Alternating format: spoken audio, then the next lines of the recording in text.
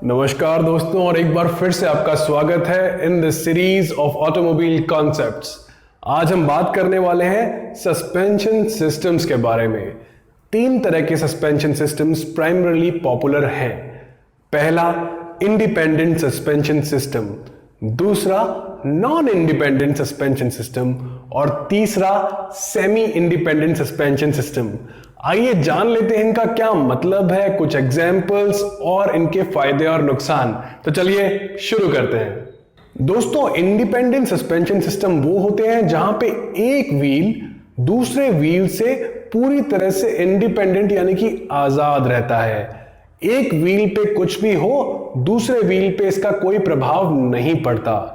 ये suspension system जिन गाड़ियों में लगे होते हैं उन गाड़ियों के अंदर राइड क्वालिटी काफी स्मूथ होती है। इसका एक उदाहरण है मैकफर्सन स्ट्रट सस्पेंशन सिस्टम।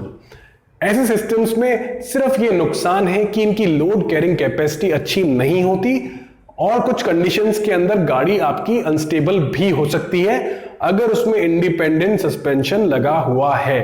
लेकिन as I have already told you, इन व्हीकल्स के अंदर जिसमें इंडिपेंडेंट सस्पेंशन होगा, राइड क्वालिटी काफी स्मूथ रहेगी। Second category is non independent suspension system. Non independent मतलब जो इंडिपेंडेंट नहीं है, मतलब आपस में पूरी तरह डिपेंडेंट है।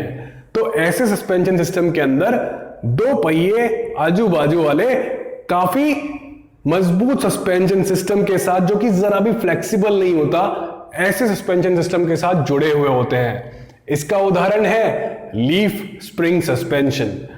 ऐसे सस्पेंशन सिस्टम्स के अंदर वजन गाड़ी अच्छा उठा पाती है, लेकिन इनमें राइड क्वालिटी जरा भी अच्छी नहीं होती, काफी धचके लगते हैं। आपने कई बार ऐसा देखा होगा कि कुछ ट्रैक्टर्स में या फिर बैलगाड़ियों के अंदर एक पहिया जमीन में धंस जाता है तो दूसरा पहिया हवा में उड़ जाता है। वो एग्जाम्पल है नॉन इंडिपेंडेंट सस्पेंशन सिस्टम के। Third category of suspension system is semi independent suspension system.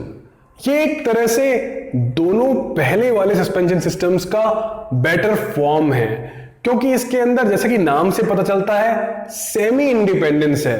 ना तो पूरी तरह से आजू बाजू वाले पहिए आजाद हैं और ना ही पूरी तरह से एक दूसरे पर निर्भर। इन सस्पेंशन सिस्टम्स के अंदर पहिए जुड़े हुए होते हैं, लेकिन फ्लेक्सिबल मैकेनिकल लिंकेजेस की मदद से।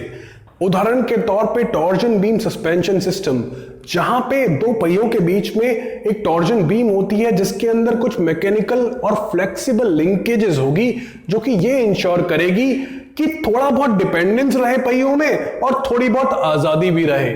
ये व्हीकल्स जिनके अंदर ये तरह का सस्पेंशन होता है, वो लोड कैरिंग कैपेसिटी भी उनकी अच्छी हो जाती है और साथ ही साथ उनकी राइड क्वालिटी भी बेटर होती है। ज्यादातर व्हीकल्स में आजकल सेमी इंडिपेंडेंट सस्पेंशन सिस्टम कहीं ना कहीं यूज कर लिया जाता है।